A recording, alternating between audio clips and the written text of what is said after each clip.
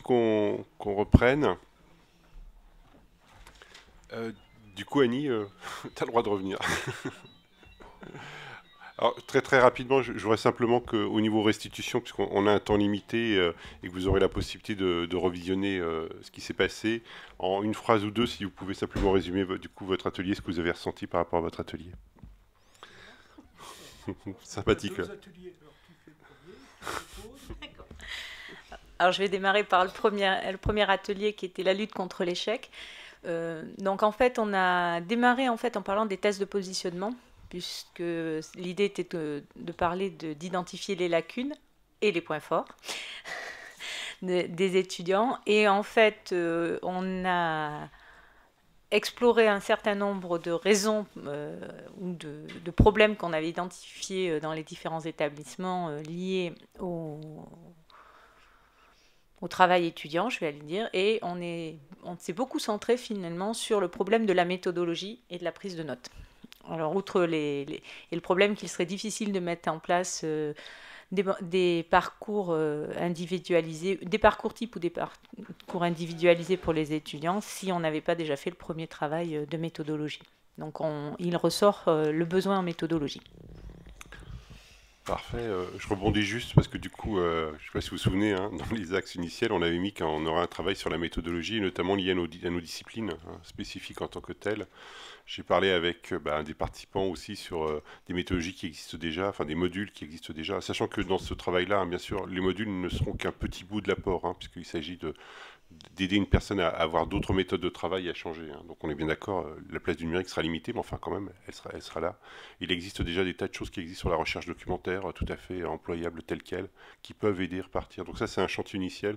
Pareil, hein, si vous avez une envie particulière, un désir particulier, manifestez-vous. On a un appel d'offres qui est ouvert, qui va ouvrir en mars sur le sujet.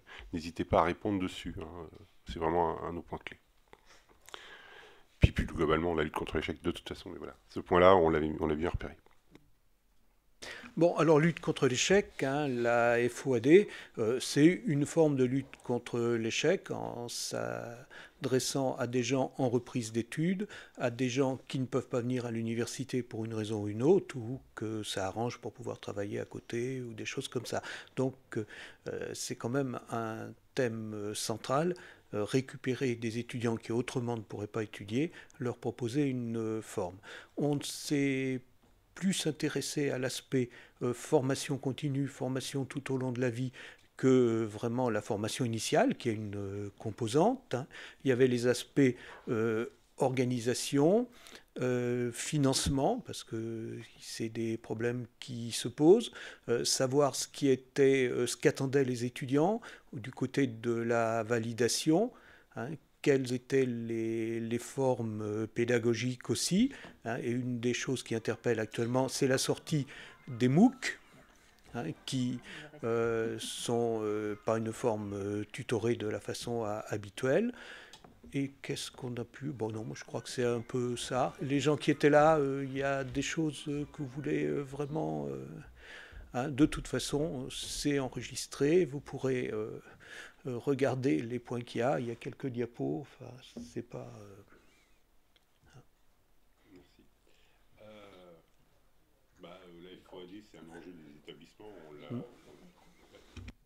La FOAD, c'est un enjeu des établissements et donc là, évidemment, Initial au niveau de la mutualisation propose des dispositifs pour aider les établissements à mieux gérer ou à appréhender cette dimension de la formation ouverte à distance en prenant toujours notre rôle, et ça je me permets d'insister un peu là-dessus, parce que c'est ressenti aussi dans les ateliers, faisons attention, on parle beaucoup de la formation ouverte à distance comme étant quelque chose qui peut résoudre un certain nombre de choses. Oui, certes, elle peut résoudre un certain nombre de choses, mais elle ne peut pas tout résoudre, donc c'est aussi important de prendre cette dimension-là.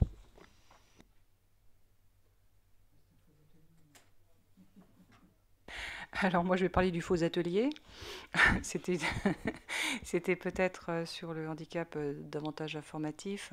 Et puis je pense que là, la question principale, il n'y en a pas vraiment eu, mais c'est un peu ma faute peut-être, puisque les questions posées permettaient peut-être de creuser un petit peu la présentation, mais je crois que les questions à se poser, elles rejoignent les préoccupations que vous avez eues dans les deux autres ateliers pour partie.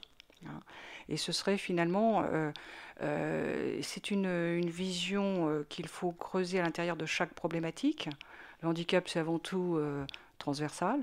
Donc, quand on pense FOAD, oui, on va peut-être à un moment s'interroger sur comment est-ce que ça permet de répondre à certains besoins de certains étudiants empêchés, comme on dit dans certains établissements, qu'ils soient handicapés ou pas handicapés d'ailleurs. La réponse sera peut-être un peu différente pour certains étudiants handicapés. Ce qui a été développé dans l'atelier lutte contre l'échec, eh bien, pour partie, il y a certains points qui pourraient tout à fait rejoindre la réflexion qu'on va mener pour certains étudiants handicapés. Donc, il n'y a pas forcément, ce matin en tout cas, il n'y a pas eu de points soulevés qui correspondent à une spécificité, même si il y aura des points spécifiques à développer. Mais ça n'a pas été le cas ce matin.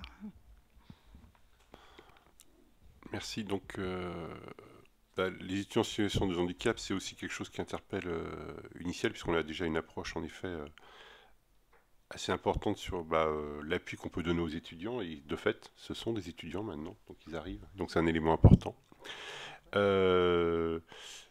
Pour tous, je vous rappelle que du coup, il y a un projet handicap qui est lancé avec une correspondante Uniciel qui s'appelle Élodie Trottin, voilà, qui s'y présente. Et donc, vous pouvez, là aussi, hein, si vous êtes mobilisé ou vous avez des actions, on va retourner vers vous, hein, vers des actions un peu plus de communication, mais dès maintenant, vous pouvez vous adresser à Élodie ou à moi-même pour pouvoir travailler sur le sujet. Donc, je finis sur le dernier atelier, donc, qui était sur l'impact de la réforme du bac sur le L1. Donc on a parlé un petit peu du changement des programmes, sur toute la partie autonomie des établissements secondaires qui allait nous impacter en termes de niveau, et puis des répercussions qu'il pouvait y avoir avec la démarche expérimentale et la mise en avant de la démarche scientifique, de la démarche par raisonnement aussi, et du coup la perte de technicité des étudiants en première année. Sur laquelle, dans la plupart des cas, nos collègues ne sont pas formés et se pose le problème du temps pour adapter l'enseignement à cette vision qui est un petit peu différente. Je t'entends réfléchir. Qu'est-ce que j'ai oublié en synthèse? Je crois que c'est bon.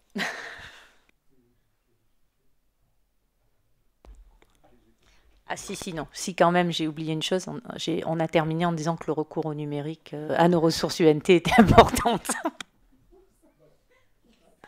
Quand même. Non, mais ça, Manuel l'a dit.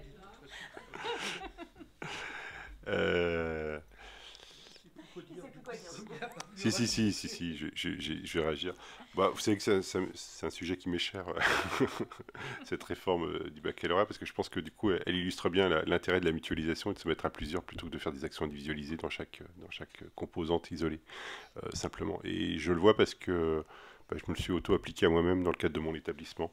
Donc je me suis dit, ok, on va prendre le dispositif, puis on va vraiment l'expérimenter pour voir ce que ça donne. Et c'était vraiment très bien, et c'était très confort, et on a réussi à faire des tests de positionnement avec un travail pas facile par la suite, parce que les tests de positionnement, c'était redit dans l'atelier de façon plus générale, mais handicap, c'est un premier pas. C'est un premier pas pour détecter des difficultés, puis ensuite comment on les traite. Donc c'est pas toujours simple. Voilà, mais c'est déjà un premier pas, et je pense que ce premier pas, symboliquement, il est important à franchir. Une fois qu'on a franchi ce premier pas, c'est peut-être plus facile d'aller vers la suite. Voilà. Donc, j'arrive au moment difficile, qui est que je dois conclure. Moi, j'ai particulièrement apprécié les journées, même si on n'était pas forcément très très nombreux, parce que c'était des temps d'échange de façon assez intéressante, à la fois sur des temps formels et des temps informels. Donc ça, c'est bien, entre guillemets, parce qu'on a aussi pu approfondir, faire des liens, des contacts, et c'est le but des journées unicielles de ce point de vue-là. Même si, comme je le disais en introduction, on est un peu en saturation à la fois de charges et de densité d'activités pour nous-mêmes, et puis de colloques, de séminaires et autres, hein, parce que rien que dans la précédente semaine, il y avait au moins deux ou trois dates, hein, donc je vous remercie encore toutes d'être là. l'évolution d'Unitial telle qu'elle a été présentée, que je vous ai présentée au début, c'est pas une évolution qui est neutre, c'est une évolution forte. Donc quand on l'a présentée au conseil à AG avec l'ensemble des établissements représentés, j'ai vraiment demandé un engagement des établissements, pour être concret, en disant voilà, on prend une direction qui n'est pas forcément simple. Cette notion d'évolution, de faire autre chose que du financement de contenu pour aller vers du service, vers de la mutualisation, etc., c'est pas simple parce qu'on va vous perturber dans vos actions, on va forcément être plus proche de vous, on va forcément à la fois répondre, mais à la fois peut-être déranger sur des choses qui ne se font pas ou des choses qui se font. Et en gros, j'ai dit, bah voilà, on s'engage, mais en fait, on ne peut pas s'engager seul, on ne peut pas s'engager avec le bureau, on ne peut pas s'engager, faut qu'on s'engage tous ensemble. Et moi, je voudrais conclure là-dessus en disant, bah voilà, faut qu'on s'engage tous ensemble, et tous ensemble, c'est y compris vous, c'est y compris les gens qui ne sont pas forcément au bureau, c'est y compris les gens qui ne sont pas forcément les représentants officiels, mais qui, dans leur contexte, agissent, bougent, font des choses et font des projets. Donc ça, c'est important, et je tiens à le redire, parce que c'est un élément important. C'est pour ça, pour moi, les journées, c'est un élément de rassemblement. Il y a plein d'autres occasions de se rassembler, de prendre contact et autres. Donc n'hésitez pas à le faire. Parce que c'est important. En gros, le défi qui est le nôtre, il est pas simple à gérer. Je ne sais pas ce que va donner la loi, ce que va donner les nouvelles structurations là qui sont quand même en gestation, qui vont forcément nous impacter. Mais voilà, ce qu'on a déjà fait, c'est déjà pas mal. Enfin, moi, quand je suis rentré à Unitial, j'étais très fier du dispositif existant, du travail précédent. D'ailleurs, j'en profite pour remercier Monique et toute l'équipe. Malheureusement, Monique n'a pas pu être là, elle avait des petits problèmes de santé, mais voilà, du travail fait parce que c'était un vrai travail et j'étais vraiment très très heureux de reprendre ça. Là, on a encore une nouvelle étape qui ne va pas être forcément facile à jouer et elle se jouera avec tout le monde, y compris avec vous, et je me permets d'insister là-dessus. Donc, quelle que soit votre responsabilité, vos statuts et autres, il faut vraiment pouvoir contribuer parce que c'est un élément important et le défi il est là pour tous. Voilà. Alors pour les remerciements, donc je vous remercie tous, mais je remercie aussi particulièrement évidemment l'Université de Strasbourg et notamment la direction du numérique pour nous avoir accueillis, non seulement pour nous avoir accueillis, mais pour aussi la prestation qui est là. C'est-à-dire que grosso modo, on a une prestation de très belle qualité. Une prestation de très belle qualité, ça veut dire qu'elle s'inscrit dans le temps, ça veut dire que c'est des gens qui l'ont construit. Ces gens qui l'ont construit.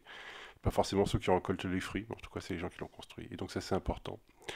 D'autre part, on a toujours une qualité technique et je remercie tous les techniciens sur le sujet parce qu'on les a un peu mis à contribution, notamment avec les micros. Et je les remercie du travail fait et de la liaison. Bon, il y a vraiment une particularité alsacienne, on en profite. Merci encore.